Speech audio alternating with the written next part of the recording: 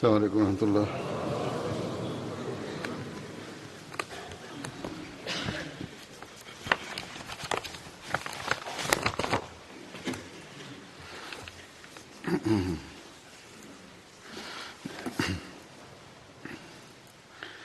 أشهد أن لا إله إلا الله وحده لا شريك له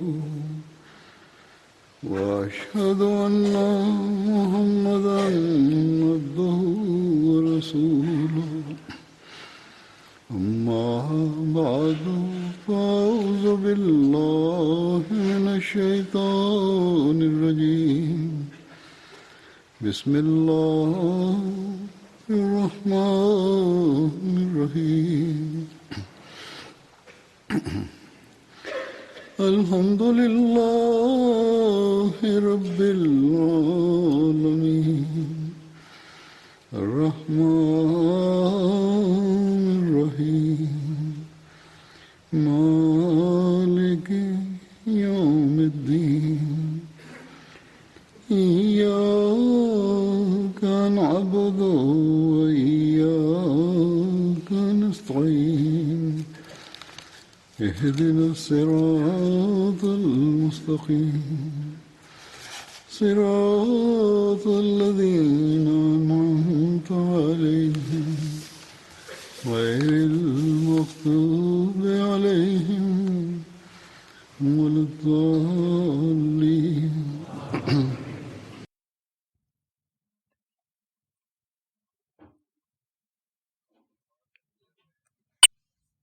La prophétie sur le Muslim Maud, sur le réformateur promis, est commémorée le 20 février au sein de la Jamaat.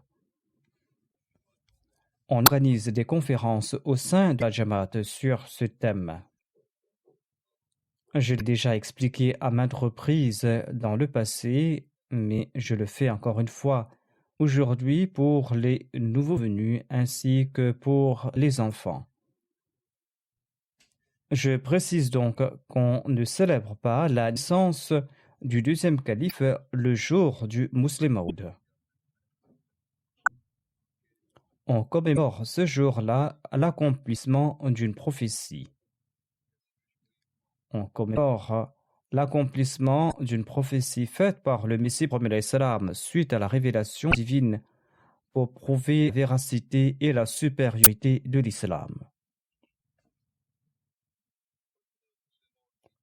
Le Messie premier l'Islam avait fait cette annonce 3 ans avant la naissance du Muslim Maud. Dans cette prophétie, il annonçait la naissance d'un fils qui sera un serviteur de l'Islam et qui servira de signe pour les ennemis.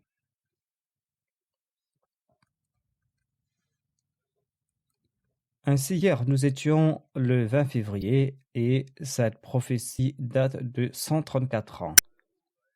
C'est un signe qui a brillé au cours de ces 100 ans et plus. Comme je l'ai dit, nous organisons des rencontres sur ce thème et nous évoquons certaines mesures, différents aspects et différentes qualités de ce Fils promis.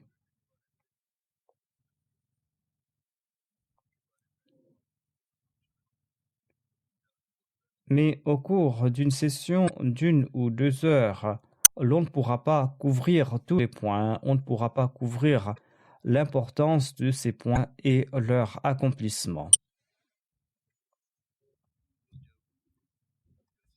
Étant donné qu'on ne pourra pas couvrir ce thème dans une conférence, il est impossible d'évoquer tous ces aspects dans un seul sermon.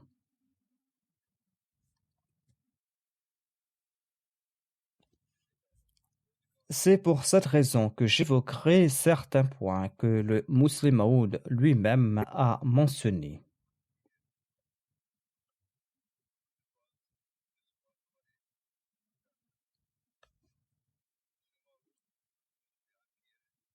Lire et écouter les paroles mêmes du Muslim Maud a un autre cachet. En tout cas, grâce à ces extraits, l'on déduira l'ampleur de cette prophétie et l'éclat avec lequel elle s'est accomplie en la personne du Muslim Maud.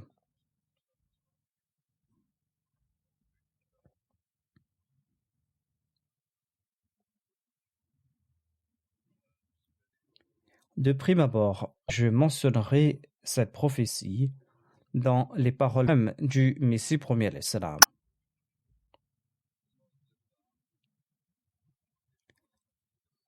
En évoquant cette prophétie et en s'adressant à ses adversaires, le Messie premier l'Islam déclare: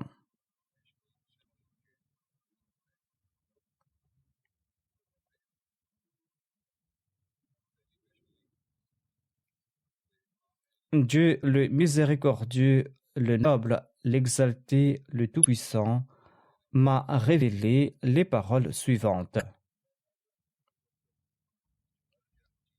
Il a déclaré que, suite à tes supplications, je te confère un signe de ma miséricorde.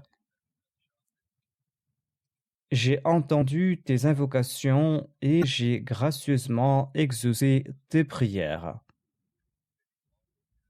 Même j'ai béni ton voyage de Hoshiarpur et de Ludhiana. Un signe de pouvoir, de miséricorde, de ma proximité t'est accordé. Je t'octroie un signe de grâce et de faveur, ainsi que la clé du triomphe et du succès. La paix soit sur toi, ô vainqueur. Ainsi parle Dieu, afin que ceux qui désirent la vie soient enlevés des serres de la mort, et afin que ceux qui sont enfouis dans leur tombe puissent en sortir, et afin que la suprématie de l'islam et la noblesse de la parole divine soient évidentes à tout un chacun, afin que la vérité vienne accompagnée de toutes ses bénédictions, et afin que le mensonge et ses abominations disparaissent, et afin que les gens comprennent que je suis le Tout-Puissant et que je fais ce que je veux. C'est-à-dire que Dieu est tout-puissant et qu'il fait ce qu'il veut, et afin qu'ils aient la certitude que je suis avec toi.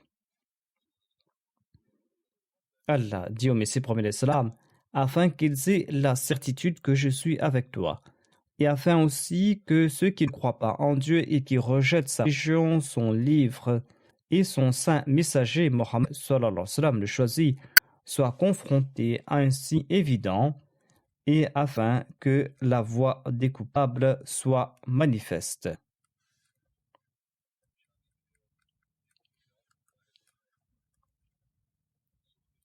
Réjouis-toi, car un fils beau et pur te sera accordé. Tu recevras un jeune brillant, qui sera de ta semence et de ta progéniture. Un beau garçon pur sera ton invité. Son nom est Emmanuel et Bachir. Il a été investi d'un esprit saint et il sera immaculé. Il est la lumière d'Allah. Béni soit celui qui vient du ciel. La grâce d'Allah l'accompagnera. Grandeur, éminence et richesse seront siens. Il viendra au monde et guérira nombre de leurs maux par ses pouvoirs messianiques et par l'Esprit Saint. Il est la parole d'Allah, car la miséricorde divine et l'honneur divin l'ont investi de la parole majestueuse. Il sera doué d'une grande intelligence et d'une grande compréhension. Il sera humble et sera pétri de connaissances séculaires et spirituelles. Il transformera 3 en 4. Le sens de cette phrase n'est pas clair, dit le Messie premier l'Islam. C'est un indice délice du cœur, de haut rang et noble, une manifestation du premier et du dernier, une manifestation du vrai et du très haut, comme si Dieu est descendu du ciel. Comme si Dieu est descendu du ciel. Sa venue sera bénite à l'ultime degré et sera la manifestation de la majesté divine. Une lumière va poindre bientôt, une lumière imprégnée par Dieu du parfum de sa grâce. Nous déverserons sur lui notre esprit et il sera sous la protection. Son prestige prendra rapidement de l'ampleur. Et grâce à lui, ceux qui ont été asservis retrouveront la liberté. Sa renommée se répandra jusqu'au bout de la terre et les peuples seront bénis par son entremise. Il sera ensuite exalté à son rang spirituel au ciel. Ceci a été décrété. C'étaient là les paroles de la prophétie qui évoquent les différents aspects et les qualités du Fils promis. Le Messie promis l'Islam avait entrepris cette retraite spirituelle afin de demander un signe de la part de Dieu. Et Dieu en retour lui avait révélé ces paroles.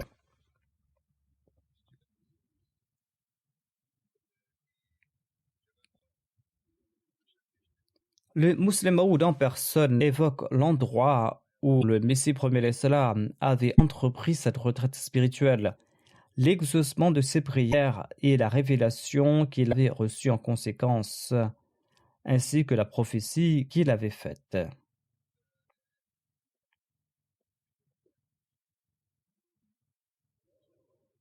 Hazrat Muslim Maud a prononcé un sermon à Hoshiarpur et il déclare: il y a de cela 58 ans, c'est-à-dire 58 ans après la prophétie, il a déclaré: il y a de cela 58 ans, soit le 20 février 1886, ici à Hoshiarpur, où se trouvait cette maison-là devant moi. Il a déclaré: ici à Hoshiarpur se trouvait cette maison-là devant moi. Il s'agissait d'une annexe de la maison d'un notable. Ce n'était pas sa résidence principale. Il s'agissait d'une de ses propriétés. Une propriété qu'il utilisait tantôt pour loger ses invités, ou qu'il utilisait comme magasin, ou qu'il utilisait comme étable. Donc c'était une chambre annexée à la maison de ce notable. Un inconnu de Qadian, qui était d'ailleurs méconnu des gens de son village, est venu ici pour se consacrer à l'adoration de Dieu dans la solitude, demandant ainsi de son soutien suite à l'hostilité montante à l'égard de l'islam et de son saint fondateur, sallallahu alayhi wa sallam. Il s'est coupé du reste du monde pour se consacrer à 40 jours de supplication. Par la suite, Dieu lui a montré un signe. Dieu lui a assuré qu'il accomplira toutes ses promesses et il a déclaré qu'il va le faire connaître dans le monde entier. Et il lui a aussi promis qu'il allait lui accorder un fils qui possédera des qualités uniques et qui fera connaître l'islam jusqu'aux confins de la terre. Ce fils promis dévoilera aux hommes les savoirs de la parole divine. Il sera un signe de la grâce et des faveurs d'Allah. Il sera pétri de connaissances spirituelles et séculières nécessaires à la diffusion du message de l'islam. Allah lui accordera une longue vie, tant et si bien qu'il sera connu jusqu'aux confins de la terre. Aujourd'hui, là où la Jamaat Ahmadiyya est établie, on connaît à propos de cette prophétie et on connaît aussi à propos de ce fils illustre. Les détracteurs du Messie premier l'Islam ont soulevé des objections après cette annonce. Ils ont dit que n'importe qui pouvait faire cette annonce qu'il aura un fils. N'importe qui pouvait annoncer, selon eux, qu'il aura un fils. Hazrat Muslim Maud a présenté la réponse qu'a offert le Messie premier l'Islam. Il déclare: les détracteurs du Messie premier l'Islam ont soulevé nombre d'objections après cette annonce. Le 22 mars 1886, le Messie premier l'Islam a déclaré que mes adversaires avancent qu'on ne peut pas accorder quel crédit à cette prophétie de laquelle j'annonce la naissance d'un fils. Les garçons ne naissent-ils pas dans d'autres familles, demande-t-il. Il est rare de trouver des familles où il n'y a aucun fils et il n'y a que des filles. Des garçons naissent partout et nul ne peut dire que leur naissance est un signe particulier. Si jamais je devais avoir deux fils, comment prouver que Dieu dévoilera au monde un signe particulier par son entremise? Dans sa réponse datée du 22 mars, le Messie premier l'Islam a répliqué: il ne s'agit point là d'une simple prophétie, il s'agit d'un signe céleste grandiose que Dieu a montré afin de prouver la véridicité de notre bien-aimé prophète sallallahu alayhi wa sallam.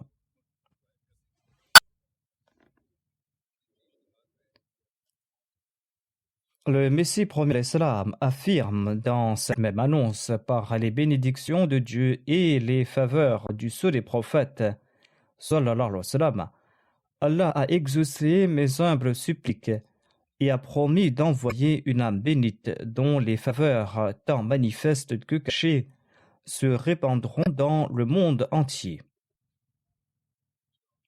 Hazrat Muslim Maud ajoute: même si le Messie premier l'Islam s'était contenté d'annoncer qu'il aura un fils, cela aurait été une prophétie de sa part, car il est des gens, même s'ils sont une infime minorité, qui n'ont pas d'enfants. D'ailleurs, le Messie premier l'Islam avait plus de 50 ans quand il a fait cette annonce. Il est dans le monde qui n'ont pas d'enfants passé cet âge. Il en est d'autres qui n'ont que des filles. Et il en est d'autres dont les fils meurent en bas âge. Ainsi donc, tous ces risques étaient bel et bien présents dans le cas du Messie premier l'Islam. De prime abord, personne ne peut prédire qu'il aura un fils. Cependant, le Messie premier l'Islam a accepté cette objection, à savoir que l'on ne peut pas qualifier de prophétie et d'annoncer qu'on aura un fils.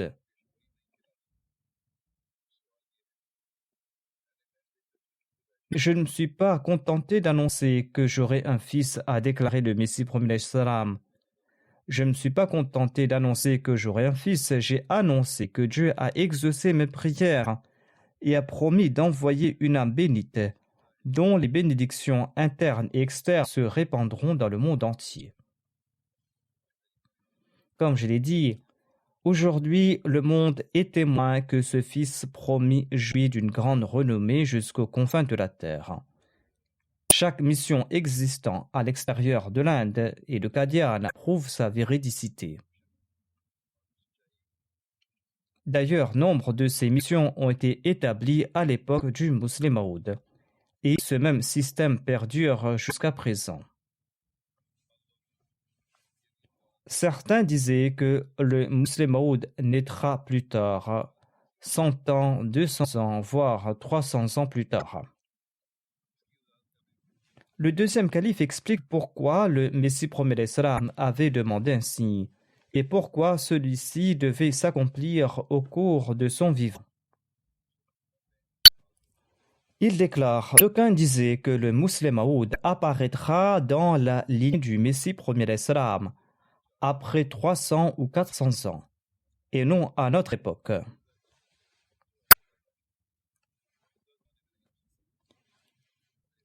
Ceux qui émettent pareille hypothèse n'ont-ils pas une once de crainte divine? Pourquoi ne méditent-ils pas sur les paroles de cette prophétie? Les détracteurs de l'islam prétendaient que cette religion n'est pas à même de montrer des signes. Le Pandit Lekram disait que l'islam devra prouver qu'elle est une vraie religion. Anderman disait la même chose, à savoir que si l'islam est une vraie religion, l'islam doit montrer des signes. Sur ce, le Messie premier l'Islam s'est prosterné devant Dieu en le suppliant: ô mon Seigneur, montre un signe en faveur de l'islam pour convaincre ceux qui en demandent. Montre un signe pour convaincre Anderman de Hyderabad et les autres de la véridicité de l'islam. Allons-nous dire à ces détracteurs que pour tout signer, Dieu avait prédit qu'il accordera au Messie premier l'Islam un fils après 300 ans, un fils qui sera un signe de l'authenticité de l'islam. Pareille déclaration est-elle acceptable? Cette hypothèse ressemble fort à l'histoire de l'assoiffé qui frappe à une porte pour demander de l'eau. Le maître de la maison lui répond: « N'ayez crainte, mon ami, j'ai envoyé une lettre aux États-Unis et vers la fin de cette année, on m'enverra de là-bas une essence grâce à laquelle je préparerai un délicieux sirop pour vous l'année prochaine. » Le plus fou des fous ne dira pas pareille chose. L'homme le plus dément n'attribuera pas pareille sottise à Dieu, à son prophète. Le Pandit Likram, Munshi Anderman Muradabadi et les hindous de Qadian prétendaient que le Dieu de l'islam n'est pas à même de montrer un signe. Le Messie premier d'Islam s'est prosterné devant Dieu en implorant: « Ô mon Seigneur, je t'implore, montre-moi un signe de ta puissance, montre-moi un signe de ta proximité. » Ce signe devrait apparaître dans les plus brefs délais, au cours de la vie de ceux qui l'avaient requis. Et il en fut ainsi. Hazrat Muslim Maud déclare: « Je suis né en 1889 en accord à la prophétie faite par Allah, quand ceux qui avaient demandé des signes au Messie premier d'Islam étaient encore en vie. D'ailleurs, Dieu n'a cessé de manifester ces signes quand je grandissais. »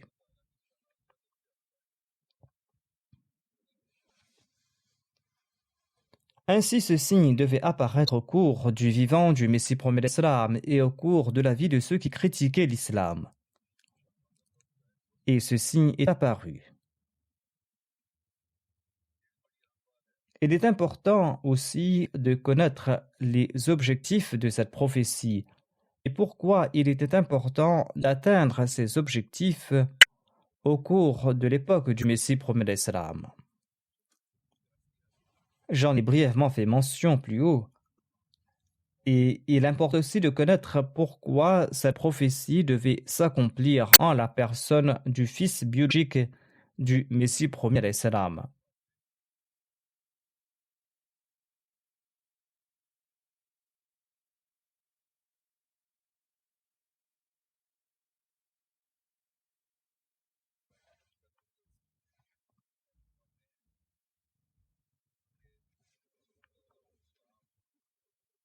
Dans son annonce du 20 février 1886, le Messie premier d'Islam déclare: « Allah m'a informé que cette prophétie comprend plusieurs objectifs.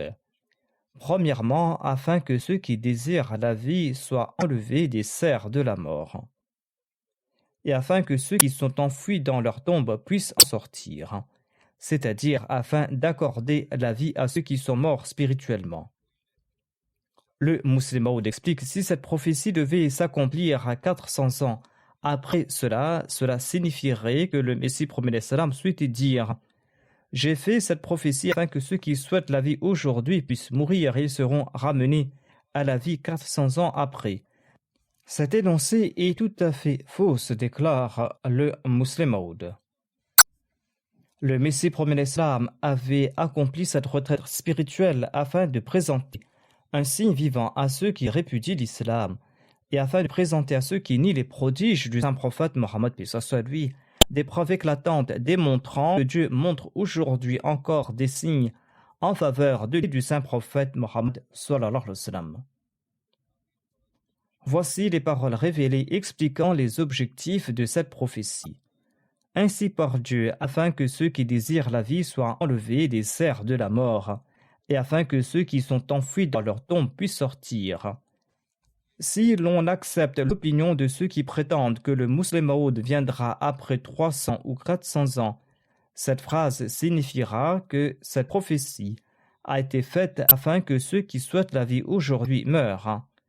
Après 400 ans, on ranimera certains de parmi leurs descendants.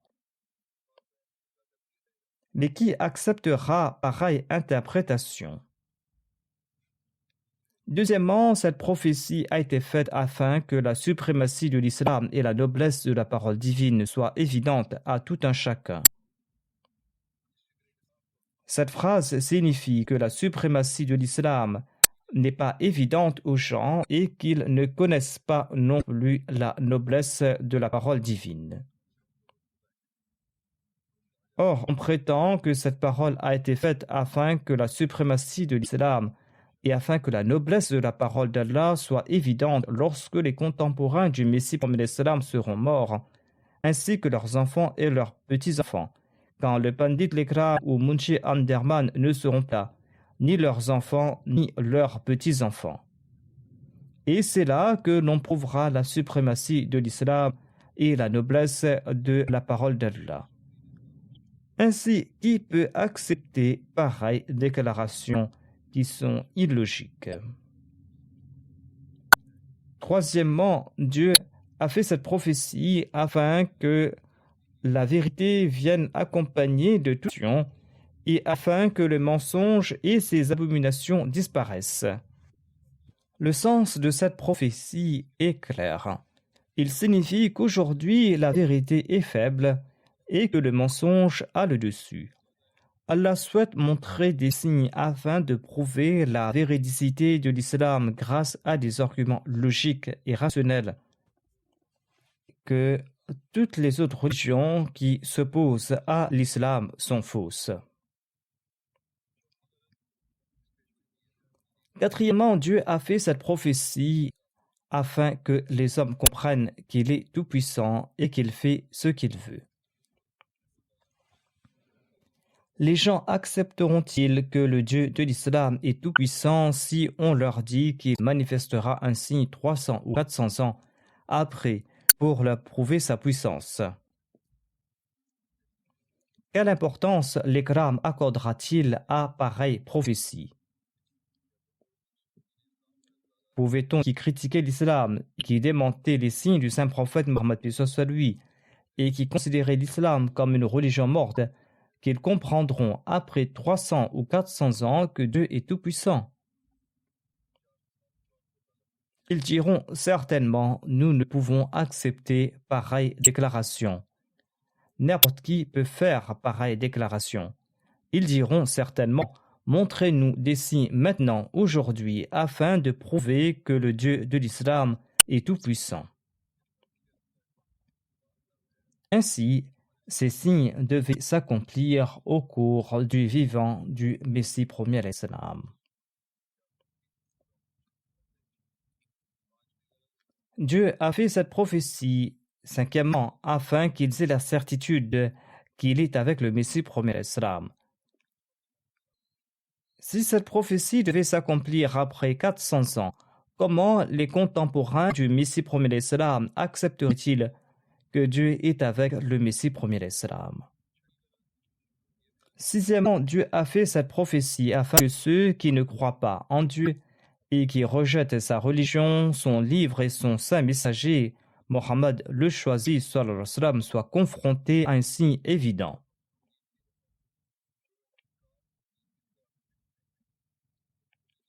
Selon les autres, cette prophétie signifierait que le Messie promet l'islam promet de montrer un signe à ceux qui rejettent l'islam après 400 ans, lorsque ses contemporains, leurs enfants et leurs petits-enfants ne seront plus vivants.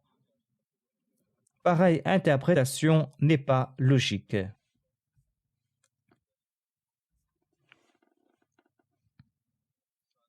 Septièmement, cette prophétie a été faite afin que la voix des coupables soit manifeste et afin de montrer qu'ils sont en train de mentir. Comment les contemporains du Messie promet l'islam allaient-ils savoir qu'ils mentent et qu'ils sont coupables si son fils promis devait venir après 400 ans? Ainsi, cette prophétie s'applique aux enfants du Messie promet l'islam. Elle affirme en effet que ce fils promis sera de ta semence et de ta progéniture. Elle ne s'applique pas à ses descendants, mais bien à son fils. C'est ainsi qu'il s'est accompli glorieusement. Et les 52 ans du califat de Hazrat Muslim Maud sont un signe évident pour le monde. Même les non-Ahmadis ont hommage aux œuvres intellectuelles accomplies par le Messie promis alayhi salam. Les détails sont disponibles dans la littérature de la Jamaat. En faire mention maintenant prendra beaucoup de temps. Le deuxième calife, radhiyallahu anhu, avait annoncé qu'il était le Muslim Maud ou le réformateur promis. D'aucuns avaient objecté qu'il n'avait pas annoncé cela plus tôt. Il l'a fait en 1944. Il déclare: Je jure au nom d'Allah que la prophétie du Muslim Maud s'applique bel et bien à moi. Je suis celui dont l'avènement a été promis par le Messie premier des salams.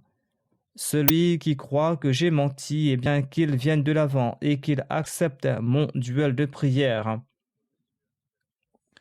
ou qu'il jure en s'invitant sur lui la colère divine s'il est un menteur, que Dieu lui a annoncé que moi j'ai menti à ce propos.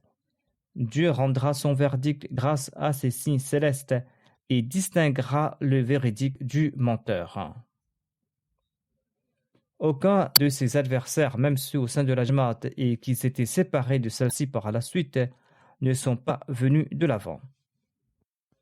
Le Muslim Maud déclaré, tout comme l'avait déclaré Misri Saheb, qui par la suite est devenu un apostat, eh bien, ils doivent écrire un article à ce propos. Je répondrai à leur article et je suis sûr et certain que s'ils acceptent ce défi, ils connaîtront une humiliation qu'ils n'oublieront pas pour longtemps. De par sa grâce, Dieu m'a annoncé que cette prophétie dont on attendait l'accomplissement depuis fort longtemps s'est accomplie en ma personne. Allah a parachevé ses arguments aux ennemis de l'islam. Il leur a prouvé sans l'ombre d'un doute que l'islam est la vraie religion de Dieu et que le saint prophète, paix sur lui, est un vrai prophète de Dieu et que le Messie promet l'islam est un vrai envoyé de Dieu. Ceux qui renient l'islam sont des menteurs. Ceux qui traitent le saint prophète sur lui de menteur sont des menteurs eux-mêmes. Par l'entremise de cette grande prophétie, Dieu a présenté un signe vivant de la véracité de l'islam et du saint prophète Mohammed paix sur lui,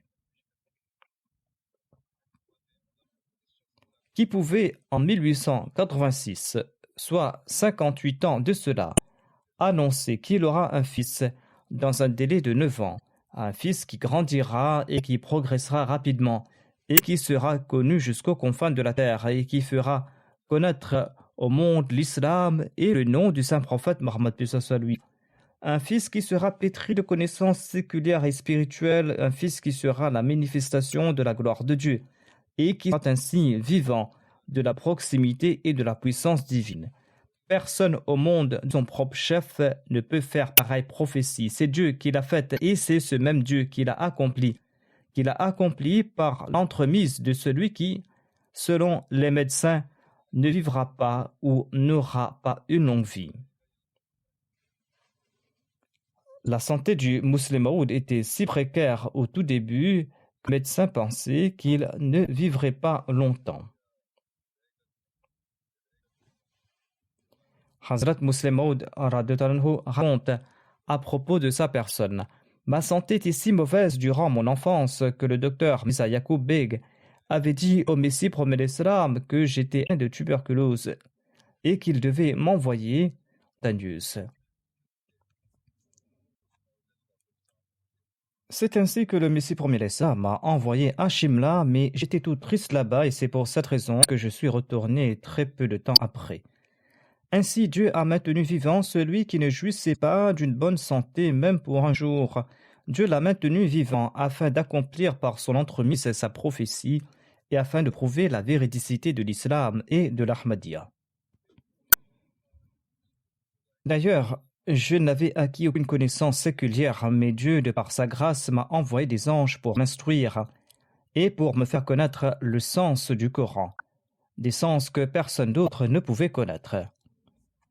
Ce savoir que Dieu m'a accordé et cette fontaine de spiritualité qui est sortie de mon cœur ne sont pas imaginaires et spéculatives.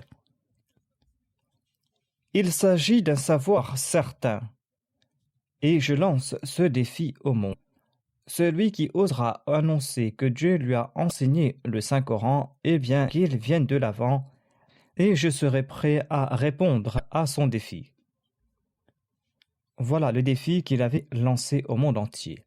Mais le musulman Maud ajoute « Mais je sais que sur la surface de la terre, Dieu n'a enseigné le Coran à personne d'autre excepté à moi. Dieu m'a accordé la connaissance du Coran et m'a choisi comme précepteur pour l'enseigner aux autres. Dieu m'a suscité afin de transmettre aux quatre coins du monde le nom du saint prophète Mohammed soit lui, ainsi que le nom du Saint-Coran. Et afin que je vainque pour toujours toute fausse religion qui osera se soulever contre l'islam. Le monde pourra remuer ciel et terre, le monde pourra réunir toute sa puissance. Les rois chrétiens et leurs États, l'Europe et l'Amérique, les riches et les puissants peuvent se réunir. Ils pourront tous s'unir pour me vaincre, mais je jure au nom de Dieu qu'ils seront voués à l'échec. Dieu réduira à néant leurs plans et leurs subterfuges grâce à mes prières et grâce à mes plans. Dieu prouvera la véridicité de cette prophétie par mon entremise ou par l'entremise de mes disciples ou de ceux qui me suivent. Et Dieu rétablira l'honneur de l'islam par l'entremise du saint prophète Mohammed lui. Et il n'abandonnera pas le monde tant qu'il n'a pas établi l'islam dans toute sa gloire et tant que le monde n'accepte pas le saint prophète Mohammed lui comme le prophète vivant.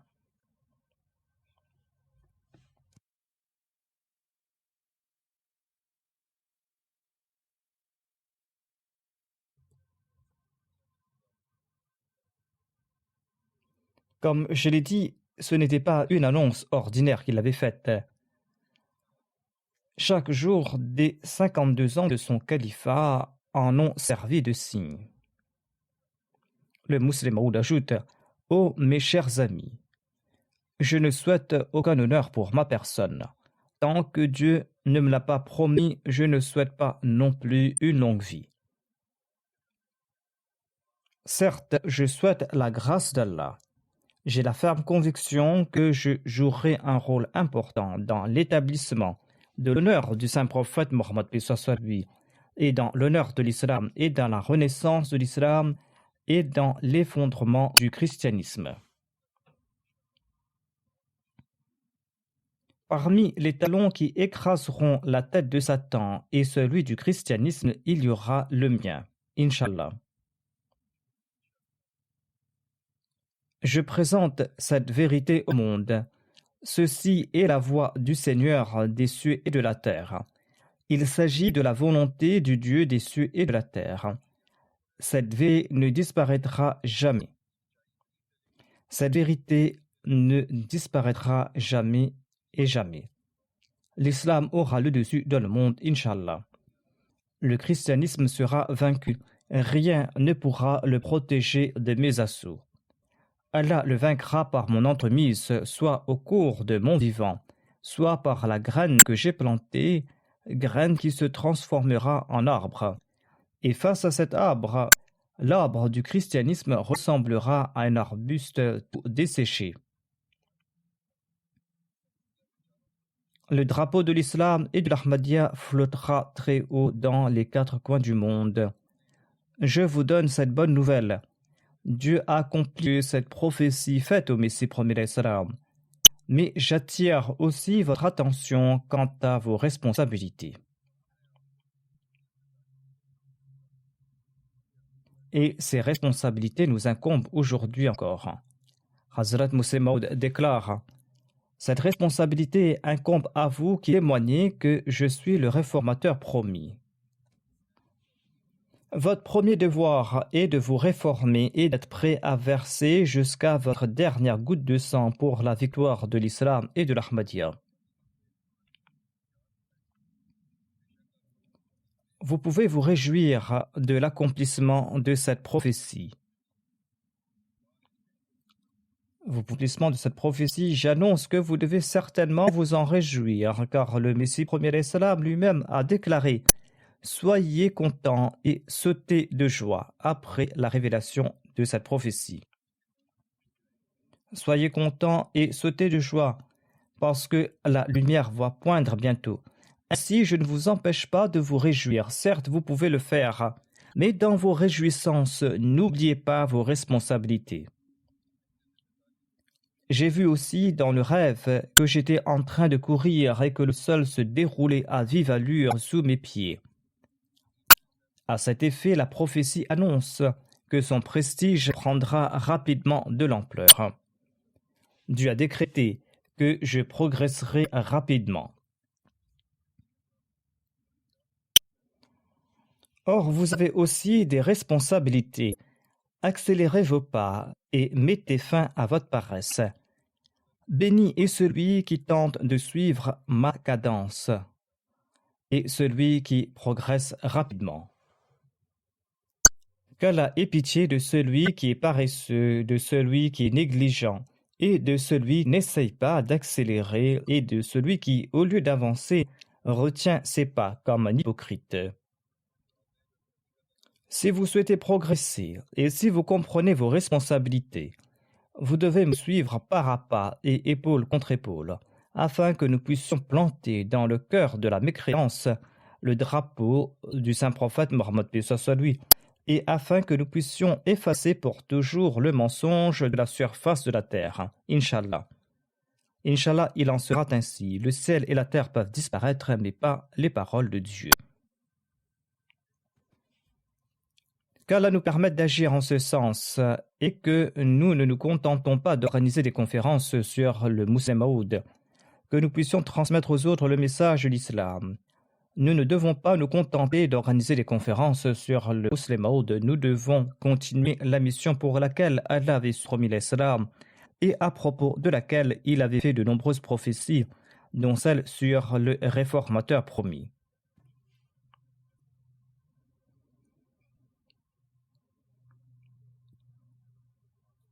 Je voudrais ici mentionner un seul point sur les œuvres accomplies par le Musleh Maud. La prophétie annonce qu'il sera pétri de connaissances tant évidentes que cachées. Je voudrais vous présenter un aspect de ces œuvres, un aperçu de ces œuvres. Les discours du Musleh Maud et ses ouvrages ont été réunis dans le recueil Anwar al-Ulum. Nombre de volumes ont été publiés. Ceux qui maîtrisent l'ourdou doivent les lire. Certains de ces ouvrages ont été traduits en langue anglaise. 26 volumes du recueil Anwar al-Ulum ont été publiés. Ils réunissent 670 livres et discours. 39 volumes du recueil Khutbat et Mahmoud ont été publiés. Ils comprennent les sermons prononcés jusqu'en 1959. Tafsir al-Saghir comprend 1071 pages. Le Tafsir al-Kabir est composé de 10 volumes et comporte l'exégèse de 59 sourates du Saint-Coran. Les 10 volumes du Tafsir al-Kabir représentent un ensemble de 5907 pages. L'équipe de recherche a préparé les commentaires tirés des Dars al-Quran du Musleh Maud, des commentaires qui n'ont pas été publiés, et ils ont confié cela à la Fondation Fazl Oumma. Cela représente 3094 pages. J'avais demandé à l'équipe de recherche de compiler l'exégèse du Saint-Coran depuis les écrits et discours du Musleh Maud. Ce chantier a débuté et à ce jour, 9000 pages d'exégèse ont été publiées et ce travail continue. J'ai dressé un bref aperçu de son travail. Feu, le troisième calife, avait mentionné dans un de ses sermons ce même sujet, c'est-à-dire les œuvres accomplies par le Musleh Maud. Je cite ce qu'avait dit le troisième calife à l'époque. Il déclare « Dieu avait mentionné que le Musleh Maud sera récipiendaire de connaissances séculaires et spirituelles. » Le troisième calife déclare que j'ai compilé de nombreuses exégèses, mais pour le moment, je ne peux présenter qu'un résumé de ce que j'ai préparé à ce sujet. Parmi les exégèses, il y a le Tafsir al-Kabir qui est si impressionnant que toute personne qui a lu attentivement un passage ne pourra qu'être d'accord avec le fait que si une personne pieuse n'avait publié que l'exégèse de ces versets du Saint-Coran, eh bien cela aurait suffi pour que cette personne, l'auteur de cette exégèse, soit reconnu parmi les gens comme la personne la plus pieuse de la terre. Mais il n'a pas limité son travail qu'au Saint-Coran. Le Muslim Maud a écrit de nombreux ouvrages et je pense que le Muslim Maud avait écrit 8 à 10 000 pages que sur l'exégèse du Saint-Coran. Et les 11 volumes du Tafsir Kabir en font partie. Il a écrit 10 livres et articles au sujet du kalam et 31 ouvrages et articles sur la spiritualité, la moralité islamique et la doctrine islamique. Il a écrit 13 livres et articles au sujet de la sira et de la biographie du Saint-Prophète, et ce soit lui 4 sur l'histoire, 3 sur le fiqh et 25 ouvrages sur la politique avant la partition de l'Inde et 9 ouvrages sur la politique du Pakistan après la création du Pakistan, ainsi que 15 livres et articles au sujet du Cachemire et 99 livres et articles sur des problèmes spécifiques de l'histoire de l'Ahmadiyya. Le nombre total de ces livres s'élève à 225. Il est possible qu'à l'époque, le troisième calife n'avait pas l'intégralité de toutes ces informations. Le troisième calife déclare que, comme mentionné dans la révélation, il sera doué de connaissances séculaires et spirituelles. Si on le lit attentivement, on se rendra compte qu'il possédait effectivement des connaissances séculaires et spirituelles. Dès qu'il écrivait un livre ou un article, tout le monde disait qu'on n'aurait pas mieux écrit à ce sujet. Lorsqu'il était chef politique ou lorsqu'il prodiguait des conseils d'ordre politique, eh bien même ses plus grands opposants étaient contraints d'accepter son talent exemplaire. Le troisième calife ajoute « Il existe de nombreuses preuves prouvant qu'il possédait des connaissances séculières et spirituelles, et je ne peux pas produire le millième de cela. Je vous ai présenté ici qu'un bref résumé et je vais terminer sur cela. Que les bénédictions d'Allah pleuvent sur le Muslim Maud, qu'il exalte son rang continuellement, et qu'à l'instar de ce fils promis du Messie, nous puissions également faire naître en nous l'engouement de propager le message de l'islam, et que nous soyons à chaque instant prêts à servir l'islam, et que nous faisions partie de ces gens qui servent la religion, et non de ces gens à propos desquels le Muslim Maud avait déclaré que ce mouvement n'ait pas de mauvaise réputation à votre époque, ainsi qu'à la face que nous ne fassions pas partie des gens qui confèrent une mauvaise réputation à cette communauté, mais de ceux qui le servent toujours et encore plus.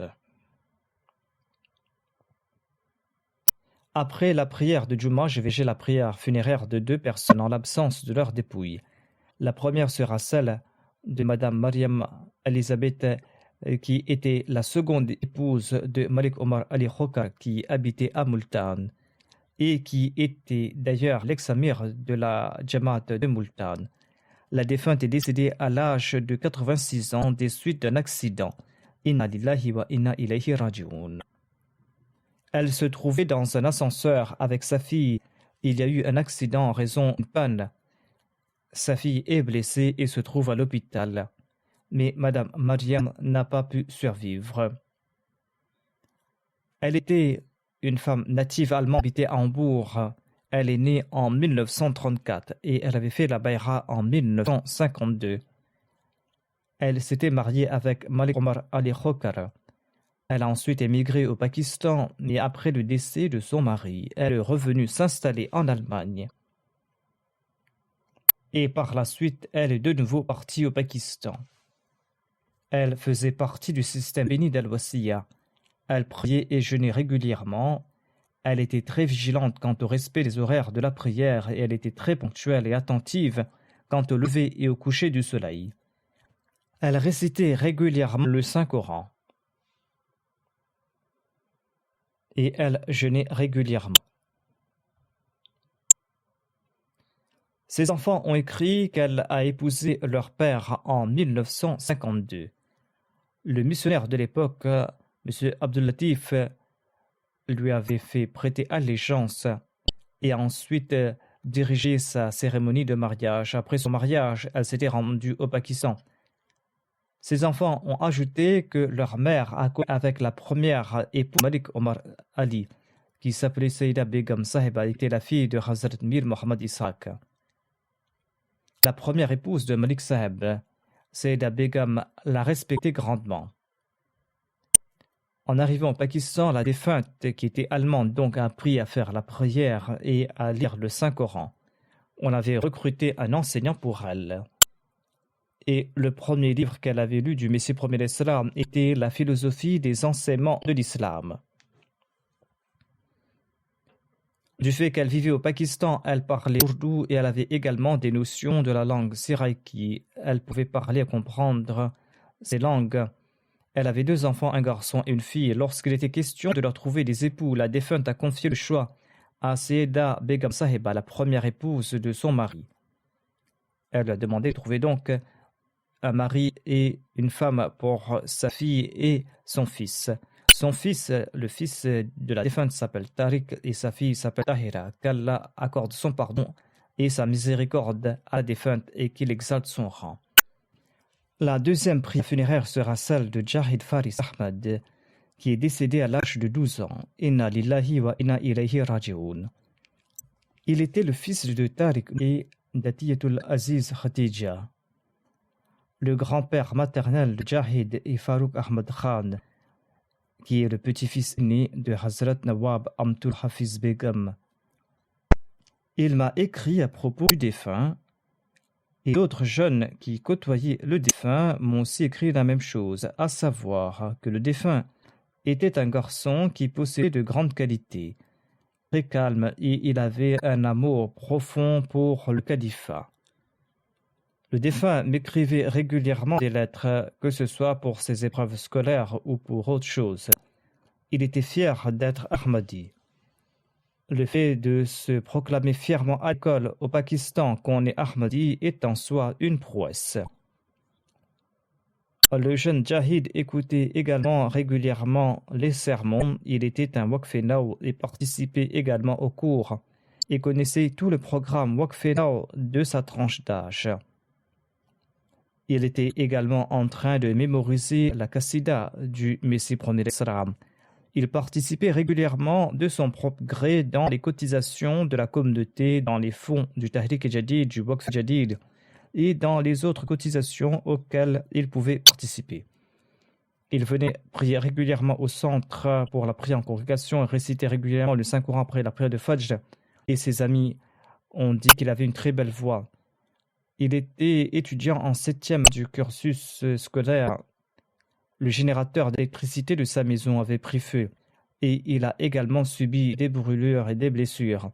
Les médecins disaient qu'il était en cours de guérison et que ses plaies se cicatrisaient. Mais l'une de ses plaies s'était infectée et l'infection s'est généralisée et avait affecté d'autres organes, suite à quoi il est décédé à l'hôpital. Il était donc un enfant, et à cet âge, les enfants innocents et méritent le paradis, qu'Allah l'exaltait lui accorde une place parmi ses bien-aimés. C'est sa mère qui l'a élevé, son père ne s'était jamais occupé de lui. Les parents s'étaient séparés donc. Il a été élevé par sa mère et les grands-parents maternels. Qu'Allah l'exaltait leur accorde la patience et qu'il leur permette de supporter cette grande tragédie. La grand-mère maternelle de l'enfant est Tahira Begum. Elle est la fille de Mariam Begum, qui a été également blessée dans l'accident de l'ascenseur et elle se trouve à l'hôpital.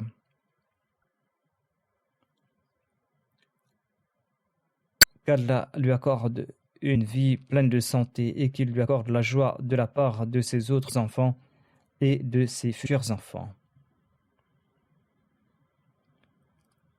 Le fils de Tariq al-Khokar, qui est le cousin de la mère de Jahid, écrit « L'une des qualités de Jahid était que lorsqu'il était malade et se trouvait à l'hôpital, il me demandait s'il avait fait à la prière ou non, car parfois il perdait connaissance ou tombait dans un état semi-conscient.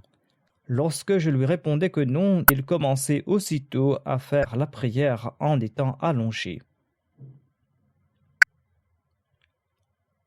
Comme je l'ai mentionné, qu'Allah exalte son rang et qu'Allah permette également à sa mère et à ses grands-parents maternels de faire preuve de patience et de courage.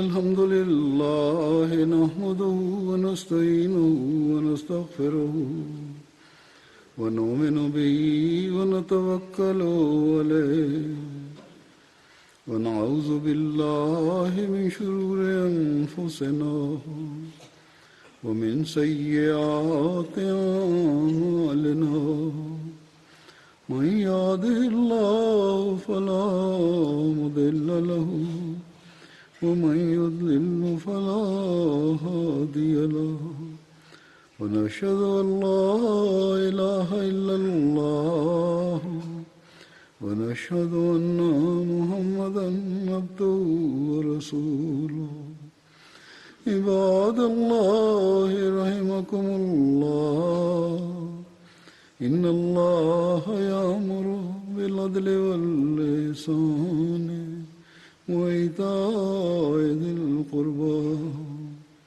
وينهى عن الفحشاء والمنكر والبغي يعظكم لعلكم تذكرون اذكروا الله يذكركم وادعوه يستجب لكم ولذكر الله أكبر